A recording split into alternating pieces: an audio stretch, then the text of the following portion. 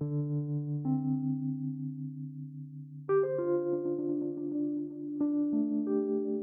octobre dernier, j'ai devais me rendre à Inga, à 400 km à l'ouest de Kinshasa, sur les rives du fleuve Congo. C'est là que le gouvernement congolais veut construire le plus grand barrage hydroélectrique du monde. Le problème, c'est que les investisseurs se sont tous retirés les uns après les autres. Donc ça fait 15 ans que le projet reste au point mort. Mais depuis quelques mois, des rumeurs suggèrent que les travaux pourraient bientôt commencer. Les 35 000 habitants d'Inga seraient alors déplacés. Le gouvernement promet qu'ils seront relogés ou compensés. Mais les gens d'Inga ont du mal à y croire. Dans les passés, le gouvernement leur a promis beaucoup de choses sans donner suite. Je voulais aller sur place voir ce qu'il en est vraiment, mais j'ai dû y renoncer. La tension est forte en ces moments et les visiteurs ne sont pas les bienvenus. Je décide donc d'appeler Prince. Salut Bob.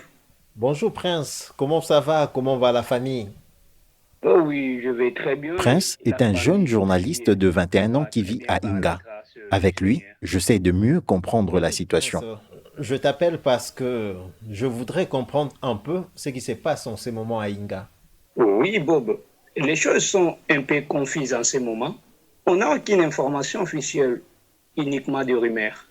Ce qu'on voit ces dernières semaines ici, c'est que la plupart des églises ont été fermées les unes après les autres. Oui, beaucoup de gens pensent que ça veut dire qu'ils vont bientôt être déguerpis. Donc, on commence à tous avoir peur, même moi qui vous parle ici au camp Kinshasa. Quand Kinshasa, c'est le quartier d'Inga où vit Prince, un immense baraquement perché sur une colline rocheuse qui surplombe le fleuve Congo. Dès chez lui, Prince peut voir Inga 1 et Inga 2, ces deux énormes barrages en béton déjà bâtis sur les sites dans les années 1970 et 1980. Le camp a été créé pour loger les ouvriers recrutés pour le projet. À l'époque, le gouvernement avait également exproprié les agriculteurs vivant sur les sites. Eux aussi se sont installés à Camp Kinshasa.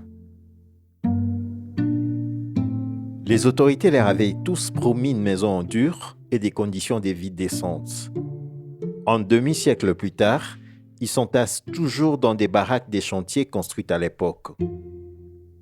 Armé de son téléphone portable, Prince nous fait visiter son quartier. Ce qui frappe, c'est la manière dont sont construites les maisons. Les maisons sont construites en bois, ou je peux dire les maisons sont construites en planches, et les avenues ne sont pas macadamées. C'est la route qui mène vers le barrage et celle qui mène vers les prises d'eau sont macadamées. L'absence des routes goudronnées ou macadamées comme les dit Prince, ce n'est pas le seul problème des habitants du camp Kinshasa.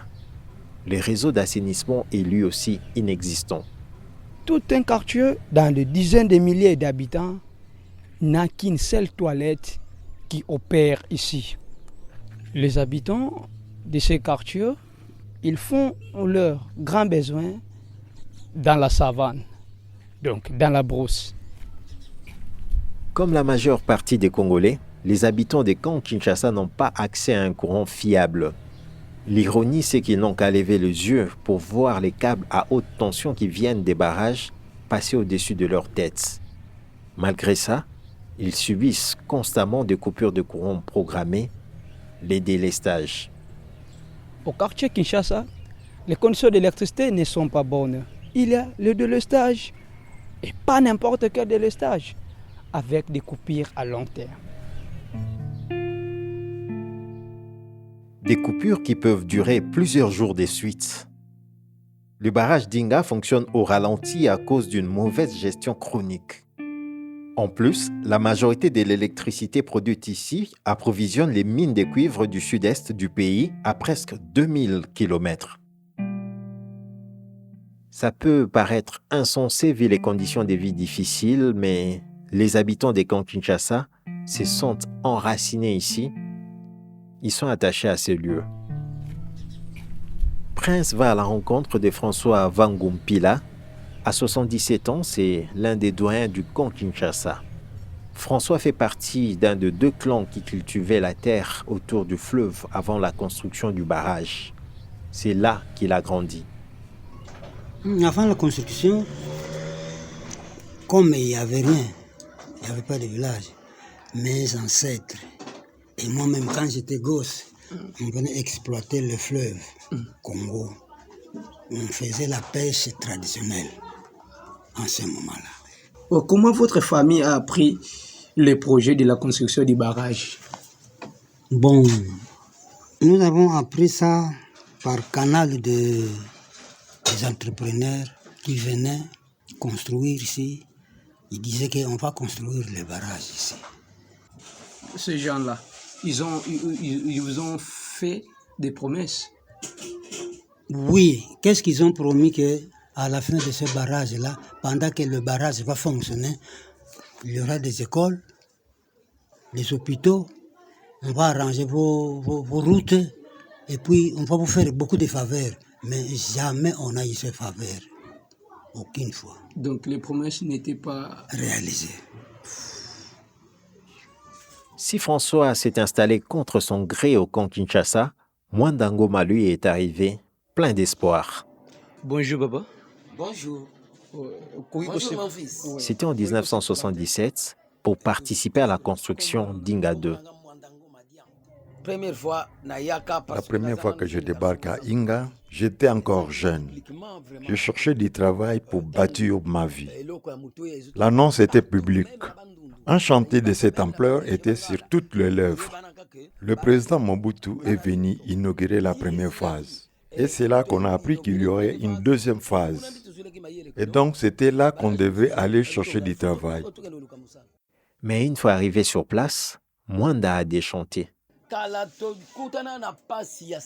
À l'époque, déjà, on a fait face à une grande sécheresse. C'était vraiment la famine, la grande famine. De la brousse, il n'y avait rien à manger. Maintenant, pour survivre, les Blancs ont commencé à nous donner des rations de 2 kilos de riz. Et on devait vivre avec ça durant tout un mois. Ce n'était pas facile. On a beaucoup souffert pour construire ces barrages.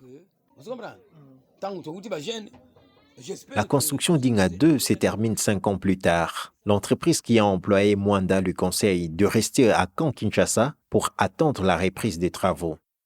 40 ans plus tard, il attend toujours. On nous avait demandé d'attendre la 3e et la 4e phase. On était jeunes et on attend jusqu'aujourd'hui. On attend des emplois. Mais il n'y a rien, ça n'arrive pas. On est en train de fondre et on se fait vieux maintenant. À cet âge, toutes les années vécues ici, c'est une vie gâchée. Malgré tous les problèmes liés à la construction et à l'entretien des 2 premiers barrages, le gouvernement congolais persiste. Il veut en construire un 3e encore plus grand. Ce barrage pourrait produire 2 fois plus d'électricité que celui des 3 gorges en Chine, aujourd'hui les plus grands au monde. Pour construire les grands Inga, le camp Kinshasa devra être démoli et ses habitants déplacés. Mais ils n'ont reçu aucune information de la part du gouvernement.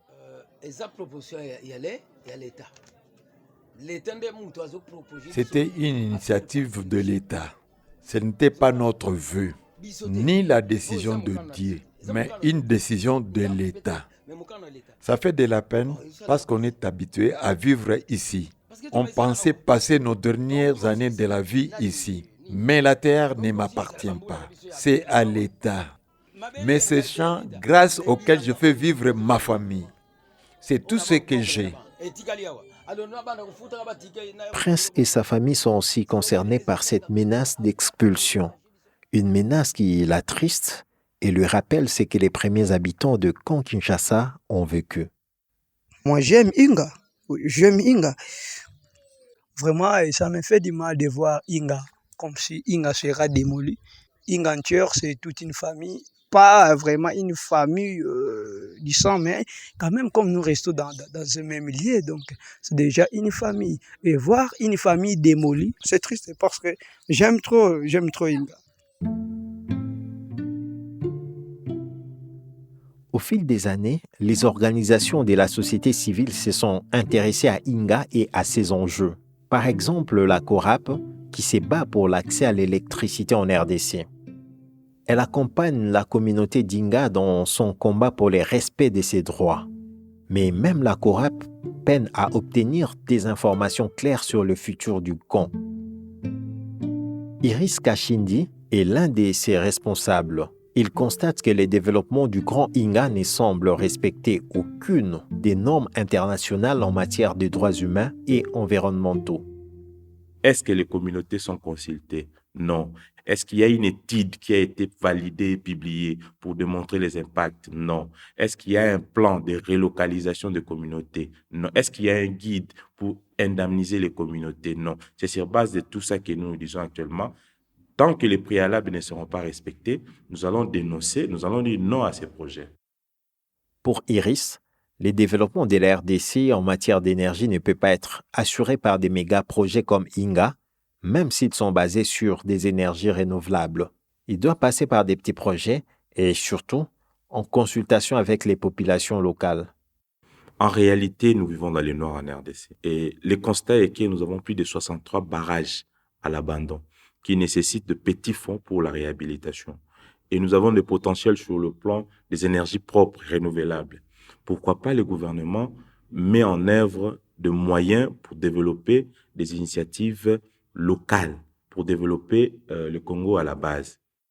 Sur les terrains, les représentants de la communauté d'Inga ont finalement cédé au projet, alors qu'ils se battaient depuis de longues années contre la construction. Je t'avoue, Bob, que même moi, j'ai du mal à y croire. Vu les mobilisations jusqu'à présent ici, et puis, la plupart des gens ici sont toujours opposés à ces projets.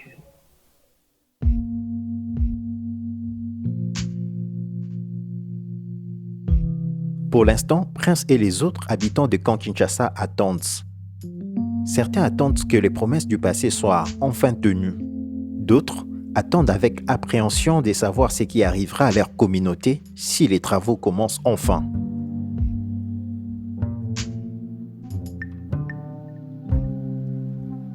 Pendant ces temps-là, d'autres Congolais se mobilisent pour un développement durable de leur pays. Ils prennent des initiatives et éclairent le chemin.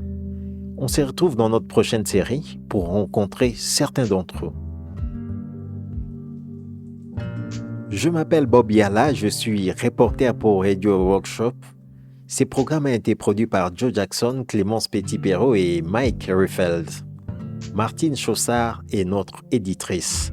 Musique par Blue Dot Sessions. Cet épisode des Radio Workshop et les travaux de Children's Radio Foundation ne seraient pas possibles sans les soutiens financiers des 11th Hour Projects. Visitez notre site sur childrensradiofoundation.org pour plus d'informations et pour soutenir notre travail. À la prochaine.